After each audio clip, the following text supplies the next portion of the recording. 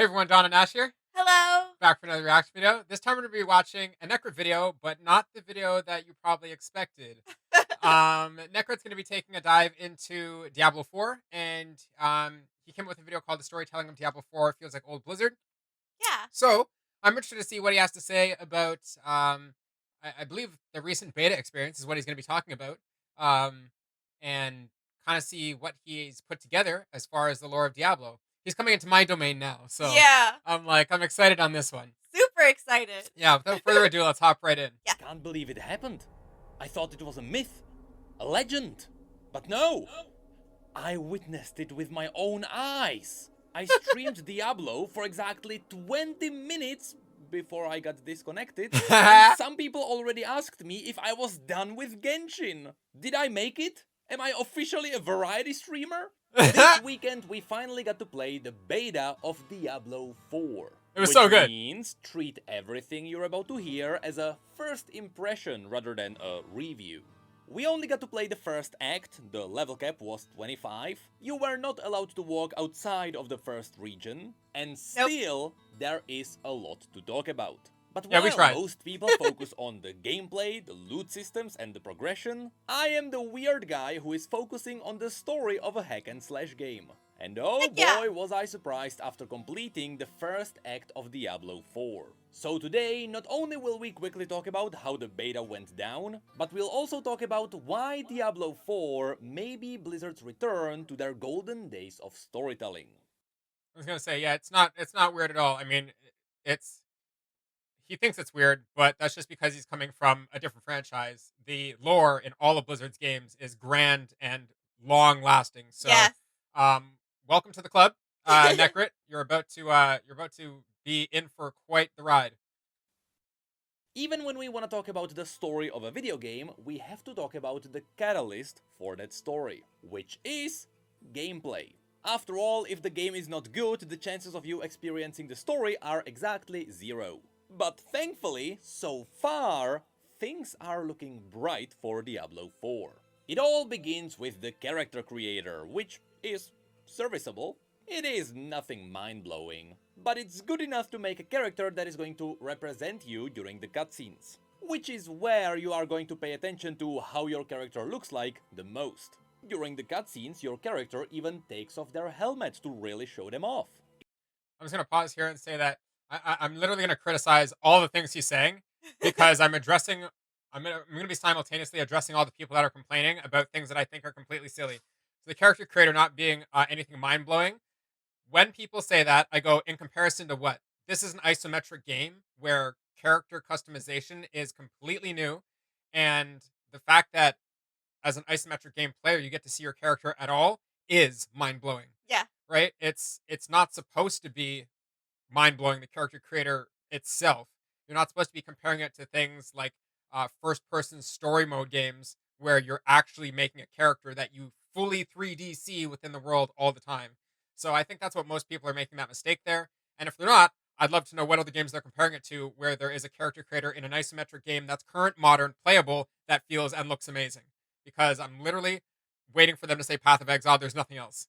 Anyway. In combat and in the outside world, however, it is difficult to notice your character is not pre-made. And after you get into the game, you'll get hit by good old classic Diablo. There aren't any massive innovations, it is a hack and slash dungeon crawler that just works. And when it works well. When the game launches, I want to play a druid. Unfortunately, during the first round of the beta, the closest we could get to that was barbarian, which wasn't the best choice when it comes to balance. Fortunately though, Barbarian is the best class to show off why the combat feels so good. I'm gonna stop him there again. Stop him in his tracks. Talking about balance.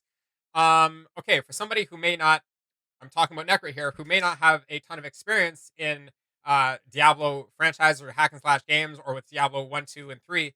I want to address everybody who thinks this. There is in no world would it make sense that a barbarian, as big and muscly as he is, wielding a literal stick with a blade on it or a stone that is strapped to it with a little piece of leather string that's called a mace, is supposed to be stronger than a spellcaster. When you think about it in a fantasy sense, it makes no sense. One is casting spells that are literal magic, and the other is swinging a club. Power level difference. You understand what I'm saying? As the barbarian does get higher in level, they should scale differently than the other classes. The classes should feel unique and different to play. Because if they don't, what's the point of classes? Yeah. Honestly, what's the point of classes other than the class would literally be a skin in itself. I'm like, what are we playing here? Lost Ark? Like, it's not. I really think the balance conversation is one that most people just don't understand by way of inexperience with the Diablo franchise or um honestly any good RPG. Overall, it's a combination of three things. The abilities are fun to use, the sound effects are subtle but stellar, and the impacts feel powerful, especially with the screen shake and the occasional decapitation. Yes. Honestly, the sound effects are not subtle. They're not subtle at all. They're a mainstay of the way the game feels. And I feel like I'm just going to be disagreeing with my homeboy here the whole time. But again, I think it's because, and not to be mean or anything, but I think it's because of inexperience in a Diablo franchise. So the only things that this should be compared to are the previous Diablo iterations, and maybe conversely, its immediate competition, which is I guess Path of Exile. Diablo feels amazing to play, and in no way are the sounds subtle. When you put on your headset, you literally feel so connected to every swing, every time you're breaking, like in Diablo 2, you can break barrels. Well, and some of the map. Well, in here, when you break the map, and just to hear all the foley sounds of all the like Yeah. the cups breaking and the table breaking apart and things like tumbling down, it's immaculate. It To say it's subtle is like an insult to my soul. No, yeah, it is so immersive. Like Don was saying, with your headset on, like you hear literally every little thing, and like the team did such a fabulous job Or even when you're doing just all that. walking through the zones and I hear Yeah. like the wind sounds of like fractured peaks when you're in the wintry areas, and to hear the of the wind and stuff, it sounds perfect. Like, it literally sounds perfect.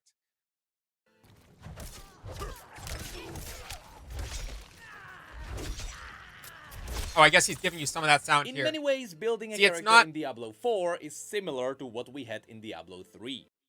it, to give you the sound in that little sound clip is not it doesn't justify the way it feels to actually have your headset on or Yeah. just be listening to it on your own speakers with your bass turned up a little bit. It's completely different. You have an action bar with limited slots, and you pick abilities that synergize together. But Diablo 4 is a tiny step ahead.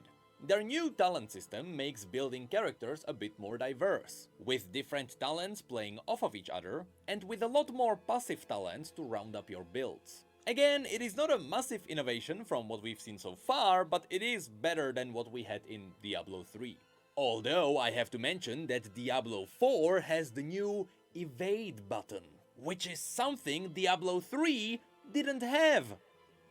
Okay, that is a lie. Diablo 3 did have an evade button, but only on consoles. Because Blizzard thought that console players were inferior and they needed help with. Speaking of which, at the beginning the game Truth. offers you two difficulties, normal and veteran.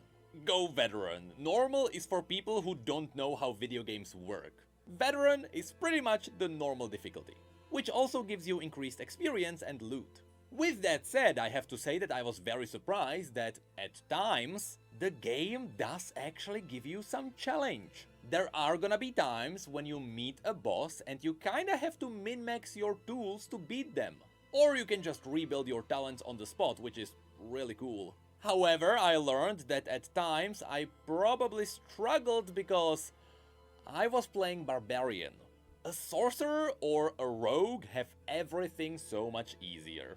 And that's because Blizzard gives all of their games a staple feature. If you are melee, you're fucked. From Baron and Shazra in Classic, to every single boss in Burning Crusade, to Reinhardt in Overwatch. In Blizzard games, playing ranged makes your life easier. And so far, this may be proven to be true yet again in Diablo 4. Stop him right in his tracks. Okay. um the barbarian is something that people are just projecting based on their like they're projecting that the barb is going to feel inferior or weaker at max level just based on their experience in the short beta that we got.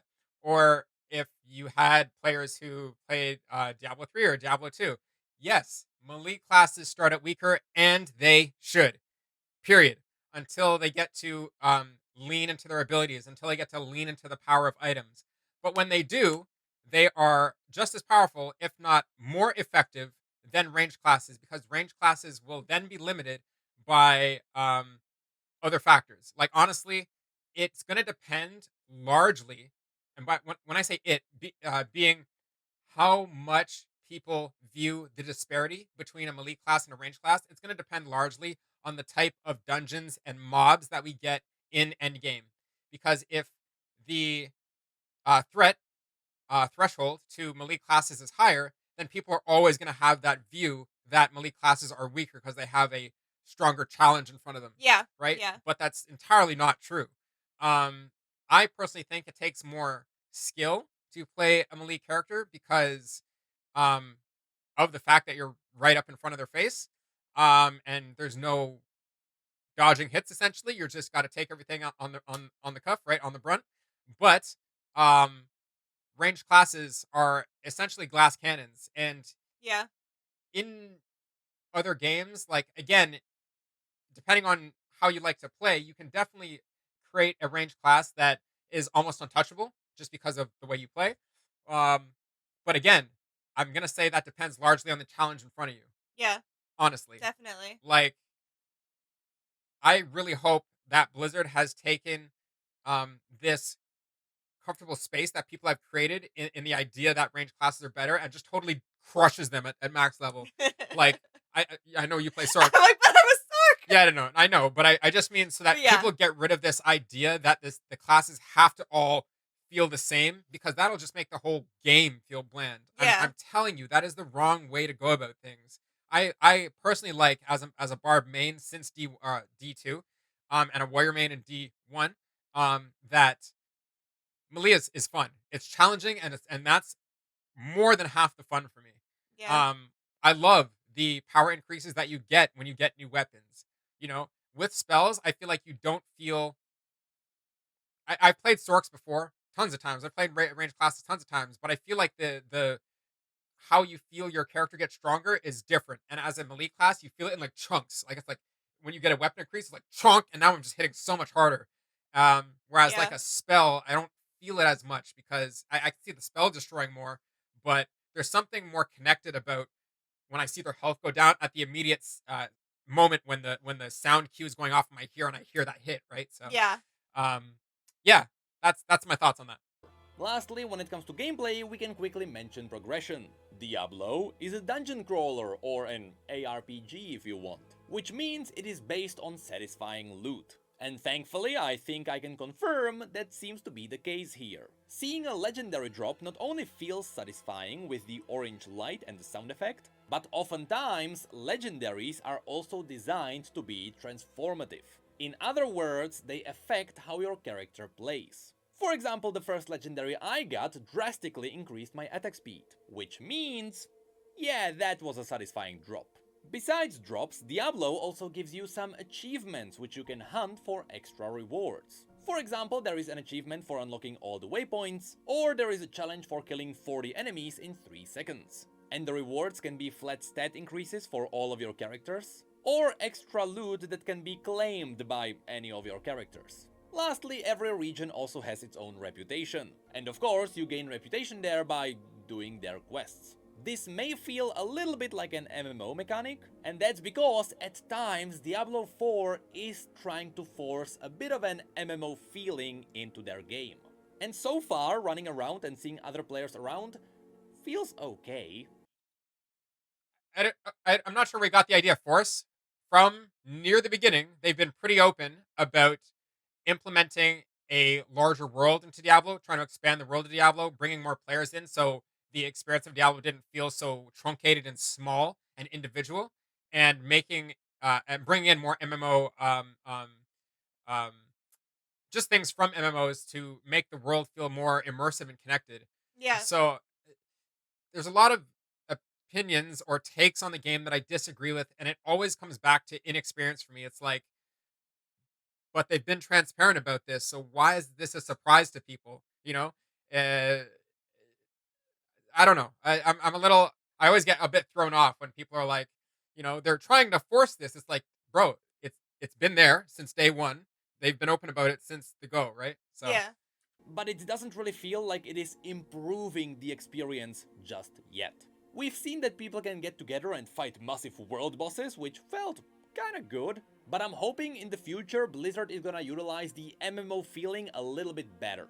I am not expecting Fortnite level of events, but some events in the future would help with what Blizzard is trying to achieve. Because right now, if you take the open world multiplayer away, not much is gonna change. Besides that, as I mentioned, when the game works, it works well. so again, I'm going to stop him there and say, again, this seems like an opinion that is being generally broadcast over the whole entire game based on just a beta experience. We have no idea what they have planned for Endgame other than just seeing it in trailers, nightmare dungeons, events around the world, uh, tons of stuff like that. But they haven't really spoken of everything that they have planned, and I don't expect them to. Right? They should just be focusing on getting the base game down. We already know that they've got stuff planned for years. We already know that they have expansions, and when you think of what they've given us, and when you think of everything that's left out, there's a lot of question marks. There's a lot of ideas that people could have that are still, and I'm sure that the Blizzard devs have too, that they are thinking of sharing with us, Yeah. right? So honestly, something as it's not really drastic to think about world events. Like that's kind of a duh idea, right? Yeah, for I sure. almost expect them to bring it in a fantastically wonderful way that brings the players together in a region or something like that. We already have unique bosses that spawn on a map, and it's kind of like the little shine of a star on the map. So I'm not sure if he's going to touch on that, but that does happen in game, and you get unique little bosses that don't have anything to do with any quest or anything. They just have a higher chance to drop better items, I guess. So that's pretty cool. And if you like action games, you are most likely going to enjoy the gameplay of Diablo 4. Now, after gameplay, before we dive into the story, let's quickly talk about the setting. Diablo has a dark universe, and the Yes. game reflects that perfectly. Most of the areas are grim and dark, but the game combats this with a light source that is coming from your character. This is both symbolic, because your character is supposed to be the beacon against all evil, but it is also achieving amazing contrast levels for every dungeon, as well as it helps make the world feel alive. As you move around, all the shadows of all the objects around you are going to shift. This is something the players won't really think about, but it makes every level feel dynamic. The camera work also helps with immersion. Yeah, I don't know about him, but I'm looking at every single shadow. I'm looking, yeah. Everyone. I don't know what he's saying there because I'm literally looking at every single pixel that's moving on the screen, You're just brother. like admire everything. Yeah, brother, you back up with that one here. I'm literally pixel peeping every single pixel in this game. So good. When you are in a dungeon, the camera is gonna be a little bit closer to you. This makes it feel like you are in a closed space. And when you are in the outside world, it will zoom out a little bit to help with the open world feeling. Speaking of which, the zoom is amazing, even though it is just a stupid detail. Instead of the zoom acting like it does on a camera, where it changes the FOV as you get closer, which warps the objects on the sides. Here, the zoom only brings the image closer, which makes it look like a macro shot. Which makes you feel like you are watching a miniature character from the high heavens. This is so stupid and I love it. Lastly, when it comes to the No, that's environment, awesome. people may That's run awesome. past these. But these are points in the game where you can interact with this hidden rune, which shows you the amazing scenery. So look for these triangles when you are adventuring around. And of course, no environment would be complete without music. The ambience itself feels great. All the footsteps and crawling around makes everything feel alive. But more importantly, Blizzard took a different approach when it comes to the music of Diablo 4. Diablo 3 had a lot of melodic themes, which made the music feel iconic but not as immersive. Here, they went full Insano style. There are a lot of creepy drones that underline every scene. Yes, the music is just as catchy as it always was, but Blizzard always shoved a creepy drone into the background, which gives us these great scores which are also unsettling. And at times, the music can get gorgeous in a creepy way. I wish he would have referenced Diablo 2 because Diablo 3 was just it didn't really have any personality as far as the music went and you know sure I'm sure the music people put great effort into it and whatever but it lacked personality and I think everybody knows Diablo for Diablo 2. That's really what gave Diablo its personality. I think most people think of the Tristram song when they think of Diablo. Um 100%. and the wilderness, you know, out in front of Tristram in D2. So um I feel like the music in D4 is more of a throwback to the stylistic choices of Diablo 2. Um Especially, you know, droning and the droning and sounds like that, you can go back to Diablo 1 even. Now, that's pretty much it for the entire gameplay side. Simply said, when the game plays well. So let's talk about when the game doesn't play well. Yes, it is beta, so we can assume most of the bugs will be ironed out, right? I mean, Besides they the already got funny fixed. bugs like the character creator creating multiple of the same character, or dying and remaining invisible. So yeah, the character creating multiple characters, it happened to me too. It's just because the servers were backlogged, so it you could click the create like 5 times and it would be stuck for a second, and then it would process all your commands at once or whatever.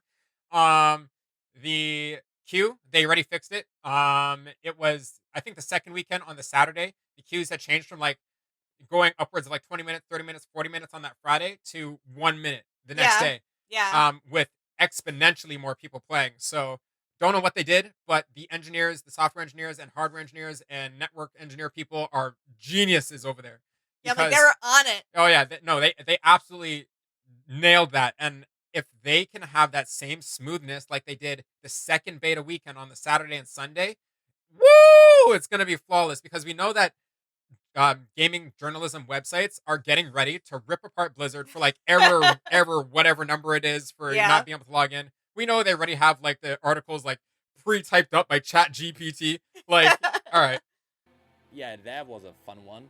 The game does actually have bigger problems. The largest of them was a strange memory leak.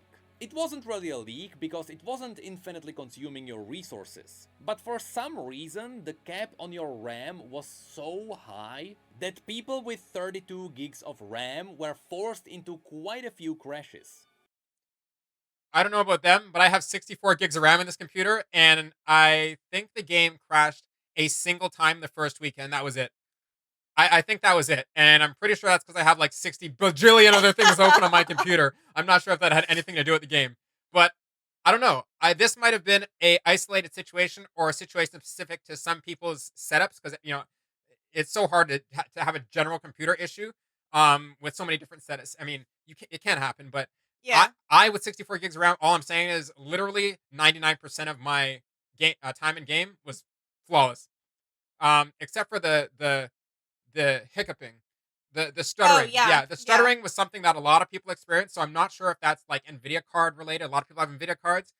We both have the same card, the I was gonna say, 2070. yeah. So you know, I think she was having some less stutters than I am, but it got pretty bad on her computer over the weekend. Yeah. Don't know what's happening there, but maybe our starting issues and the memory leak issue that he's talking about is maybe be the same thing.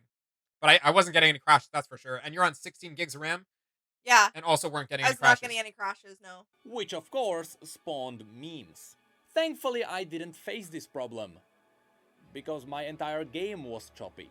To be fair, it's because I am running OBS on the side because I have to record footage. I And was at also this running point I OBS. do have about 4 or 5 year old machine. So I immediately started looking for an upgrade. But still, on high settings, the loss of frame rate is not that I gotta pause him and say it's a little bit of an exaggeration. A 4 or 5 year old system, dude. My computer is 4 years old. I'm running a 2070, which crushes literally every game that comes out nowadays. They're still more than good enough. I don't even know why the 3000 series and the 4000 series cards exist, other than to just flex. I'm pretty sure that's what graphics cards companies are doing nowadays because it's absolutely unnecessary. Um, unless you're like in the gaming industry actually making the games or like making movies. Like I don't even understand why those are available to consumers. Yeah. I have a 3950X CPU that I still have never, ever, ever got to even get to 50% CPU usage. I'm talking like having Premiere open, OBS open, literally like more than like 600 tabs amongst like 20 browsers open. I'm Actually, talking. though, there are so many. I can attest to I'm that. talking like Diablo 4 open. I'm talking like everything open. You know, I've got documents open. I've got everything open. Everything. And my computer's like, yeah, what's up? Yeah, what's up? You know, I so a 4 or 5 year old system today still kills it if you built a good one back in the day. Like, what in the world, dude? Yeah, and I think too, like when we were getting these stuttering issues, it was mainly just when we were going from like say in town to like out of town, like each new zone. It would Oh, no, stutter a bit and then like continue on, it was fine. no, not really, not really. I was. It's not. No, that's not the truth. I'm like, come on. I was getting starters throughout the entire game, but the ones in town, everybody was getting. That was just more Yeah, like loading a new zone because they're all. I'm sure they all have to like just like the way instances work in WoW, I imagine that when you go through, like when you tried to exit Eastern Kyovashad and there was always that rubber banding at that one side, yeah, I'm sure that was just some glitch in the way that like zones talk to each other because I don't know how networks work, right? But I imagine that something has to talk to something to get your yeah. character into the next Of area, course, yeah, that right? makes sense. But no, totally, we were getting. I don't know about you, how you remember it, but you can see it in my recordings too, and in my Diablo footage. Like you can literally see it every couple seconds or so. There's going to be a slight little herky jerk, which sucked. So that again might be the issue that he was talking about the memory leak. Um, but I was experiencing it more, and I had 64 gigs RAM. She was experiencing less, had 16, so that could have something to do with it. Uncommon. And I wasn't the only one who experienced this by far. Yeah, What's tons of people. really cool, however, is that Blizzard has advanced options that can help with performance. A really big one that people shouldn't sleep on is temporal reconstruction. In a lot of cases, this single box is gonna fix a lot of your frame rate issues. What it does is that it makes the game render only half of all pixels. And then it lets your CPU calculate the rest of the pixels based on the pixels that surround them. This saves some resources on your graphics card. But in rare cases, you may see some artifacts on your screen. That happens whenever the calculations go through incorrectly. But from personal experience, I can tell you, there is no way you are gonna notice an artifact in an action game.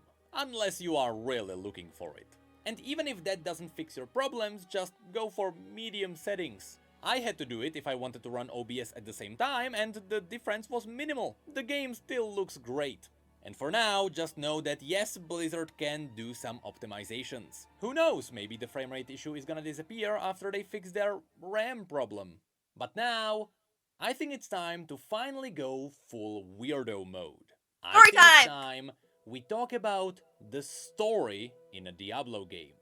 For the longest time, a lot of people always thought that Diablo had a simple story. And on surface, that is definitely what it always felt like. But many people may not know that the universe of Diablo has quite some deep and already established lore. Yes, After sir. all, we are dealing with the fourth game in this setting. And after you dig a little bit deeper in, you may notice that the story isn't really good versus bad. It is bad against worse. Or in other words, hell versus high heavens. The extremely TLDR version of the story is that both the Hell and the High Heavens fought over an artifact called the World Stone. This artifact had the power to manipulate the fabric of the cosmos, and it was this artifact that was used to create Sanctuary, which is the mortal world people live in. As it happens to be, Sanctuary was created between the heavens and hell. So humanity got stuck in the middle of a war.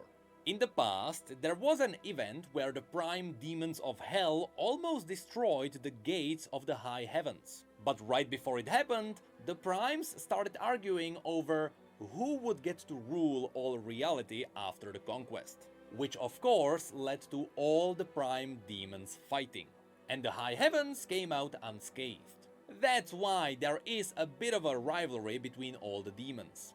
What's great about Diablo 4 is that during the first act, it will explain all the lore you need to know for this game. It will tell you the basics of Diablo 3, it will reference the Horadrim, an order of heroes who fight prime evil led by Tyrael. It indirectly references the Nephilim, who are the offsprings of the demons and angels, and who are also the playable characters of Diablo 3. And later on, just look for these stones. They will actually quickly explain the book lore of the Diablo universe. Speaking of which, let's talk about Lilith. Without any spoilers, of course.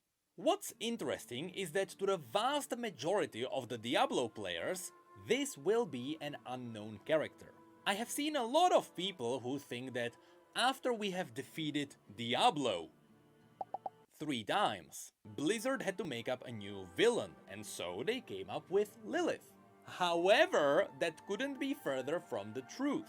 She's been a key character in this universe pretty much since the beginning, and some of you may even remember her appearance in Diablo 2. In short, she is the daughter of Hatred, with the Lord of Hatred being Dol Mephistos, called Mephisto in Diablo 2.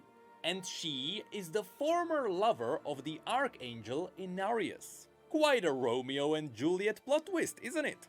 But for this game, that's all you really need to know about her. The game does actually explain the rest, of which there is a lot. Her lore appeared in the massive Sin War series, as well as the Book of Cain. Unfortunately, this is kinda how Blizzard operates. They put a lot of their core lore inside books, which especially the MMO players are not too happy about. So, how is Diablo 4 dealing with this? Simply said, the storytelling is a massive improvement over Diablo 3. With that said, Diablo 3 was good, and we only got to play the first act of Diablo 4, but still, there is a lot of great stuff to talk about. First of all, the story goes from bad to worse really quickly, and I love it. This universe is grim, it is dark, and they are not afraid to reflect that in the story. In fact, the cutscene that sets up Act 1 might be the best piece of storytelling Blizzard has ever pulled off. I don't wanna spoil it, but it's the card scene. Instead of just turning your character into a hero that is gonna conquer all evil, they actually give them a little bit of a mystery to deal with. And this mystery gives the entire story a new, interesting twist. Because now you are not just wondering how we are gonna beat Prime Evil, but you are also wondering what the heck is going on. And this is something I did not expect to see in a Diablo game. What also helped is that at the beginning, when the game introduces Lilith for the first time, it paints her as a prime evil villain. But then later, you learn about her motives. And at times, you may find yourself feeling sympathetic towards her. Because you learn, as was already shown in all the books, that she isn't just pure evil. I mean, she was with an angel. Which is a massive contrast to most of the other villains from the previous games. Both Diablo and Mephistos were pretty much just evil monsters. But she gives everything a twist, which then quickly starts reflecting in the overall storytelling. As you walk into the world of Sanctuary, you start visiting different cities, and you learn that different places deal with sins differently. Yes, unless you get twisted, everyone still hates demons. But at times, people also don't like pure faith. After all, sins are a common part of everyone's lives. Besides all the main quests that deliver the main story arc, you also have the option to walk around and just talk to random NPCs. Thankfully, everything is narrated, but by doing so, you may learn how really awful it is to live in this world. Which is something you're not gonna pick up only from the main quest. After all, it is the common people who are stuck in the middle of a horrifying war. All of these conversations are really quick, but they give you a lot of world building. And sometimes after going through all the conversation options, it unlocks more options which gives you more world building. It is really hard to make people appreciate these without spoiling anything. So just trust me that sometimes after talking to some of the random NPCs, things get a lot creepier. Here we can also mention another heavily underappreciated fact. The main character is fully voiced. I know it doesn't sound that impressive, but trust me, after going through that, it is a nice surprise. Which finally brings me to the biggest point of storytelling Diablo 4 has. The reason why the storytelling is so good. And it is the reason why I decided to make this video in the first place. The in-game cutscenes are meaningful, they are impactful, and your character is in them. In comparison, Diablo 3 did have a few beautiful cinematic cutscenes. We still have no idea if these are gonna be here too, but come on, it's Blizzard. They should be. But besides that, you know what Diablo 3 did? I am their fist. When they would ignite the light of truth, I am their torch. Yeah, because they didn't have any in-engine cutscenes, they couldn't make your character part of them. And so they had to use these 2D pre-rendered cutscenes, where you were supposed to fill in your character yourself. In Diablo 4, all the cutscenes feel like a proper story progression. In many ways, they feel like the kind of storytelling Blizzard did during Warcraft 3. A game I dearly loved, which made this thing all the more painful. There, even though the in-game cutscenes were nothing special, every time a cutscene was triggered, you knew something special was about to happen. And Diablo 4 is walking in the exact same steps. It really feels like Blizzard is returning to their roots, which is funny because that's kinda what Blizzard is all about these days. And in the case of Diablo 4, it really seems like it is paying off. All the in-game cutscenes are beautiful. Not aesthetically, especially not after you go for medium settings, but in the way they are shot, they are gorgeous. They use clever camera angles and they toy with the shadows, which is on purpose in a story that is all about light against darkness. And after experiencing the first act, and after doing all the side quests and talking to all the NPCs, my god, is this a great breeze of fresh air for this universe. Again, I have to point out that this is just the first act. In many video games, the first act and the last act are always the most fleshed out. Because the first act is your first impression, and the last act is the one you are gonna remember. Because that's the most recent one. Anything in between can often be just okay. But at least when it comes to Diablo 4, I can safely say the story hook at the beginning is very strong. And I just pray they will keep it up. With that said, Blizzard also has another trademark of their own, which scared me after Diablo mentioned Lilith in reference to the cosmos. Because in every single one of their universes, if the story is running for too long, they start fiddling with cosmic threats. And that never ends up well for Blizzard. I just want to say Thank you for watching Destiny is not with this Blizzard video. anymore. If you'd like So to support yeah, me on my journey, no, that the storyline, his takes on it, I mostly agree with. It definitely is, you know, some of the comparisons I don't agree with, just because I feel like um,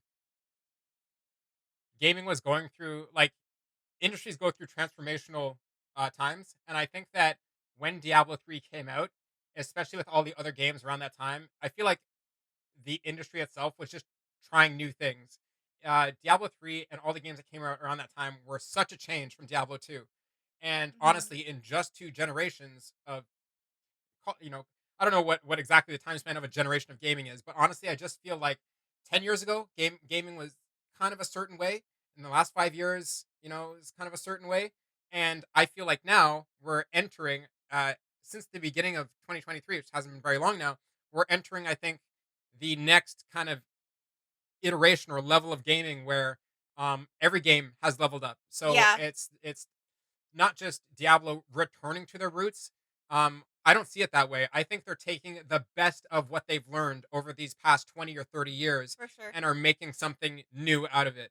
Um, when it comes to the gameplay, the story, the cinematics, everything, I really think that they've done their homework on themselves and paid attention to where they can make improvements and where they've got formulas that are just perfect. Yeah, I completely agree, and I feel like, especially like playing this beta, like you can really tell.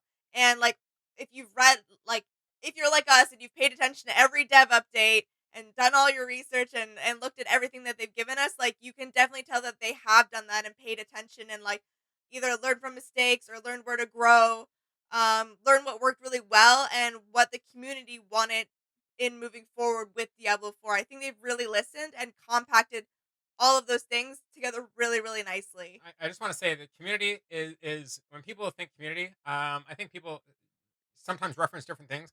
I personally, when I say community, I do not think any game that ever listens to the casuals completely does well. I also think, conversely, any game that listens to the hardcore players 100% doesn't do well. I think that what they need to do is listen to the hardcore players for some of the core contingencies of the game and listen to the casuals for some of the things that bring them back. Because for the company to survive, or the not even the company will be fine. For the IP to survive, even though it takes a lot to kill an IP as strong as Diablo, for it to survive in a way that makes sense for the corporate people at the company that only want this, right? It has to appease both sides of the Yeah, spectrum. It really does. Long term fans and new term fans. So um, I think that it takes a special team of people to understand how not to rock the boat too hard and to be able to appease both sides of the wave. definitely. Yeah, Cool. I agree. No, that was a very good video. I love how Necrit's getting into the world of Diablo. Happy that he had a great experience with the beta. Yeah, We had a fantastic experience with the beta, yeah, and absolutely looking forward to June 1st. If you guys didn't know, early access was advertised on all the social media and all the marketing material as June 2nd, but actually, for some reason, they decided to give it to us on June 1st. And you know what? I was speculating something was going to happen with that because when I was looking at game release dates, there was another big game that was releasing June 2nd. I forget what it was, but if you guys want to look it up, game releases for June, I'm sure you'll see the one that releases June 2nd, and you might be like, oh. So I don't know if, corporate people were like, oh my God, call Bob, I got to change the date, right? Whatever happened, it's now one day earlier, so we're getting the game on 4 p.m. CST or PST, 4 p.m. PST, June 1st. So for early that's access. for early access. That's 7 p.m. Eastern time for anybody who lives Eastern time like us. And for the rest of you play, no, I'm kidding. I was there, clubs. Now for the rest of the folks, you guys get the game June 6th. Don't know what time, but it's gonna be June 6th, maybe the same time they'll release it, just for it to make sense. Yeah, that was a fun video. Yeah, no, I really enjoyed that. Cool. You guys will have to let us know if you are hesitant on Diablo, if you bought the game and enjoyed the beta, or hated the beta and you refunded it. Let us know where you're at with Diablo in general. If you've never played Diablo and you're looking to get into it, as you guys know, I'm super excited about it. Yes, I dragged Ash into the world of Diablo so many years ago, and so many years ago. she loves it, and we're both very, very looking so forward to the game. Yes. And sorry to everybody else who's looking forward to League content, because when that game drops, oh man, it's over, man. We sold our souls. Yeah, it's over, man. All right. No, anyways, yeah, let us know your favorite moments, and as always, please like, share, and subscribe, and we'll see you in the next one. All right, bye. Bye.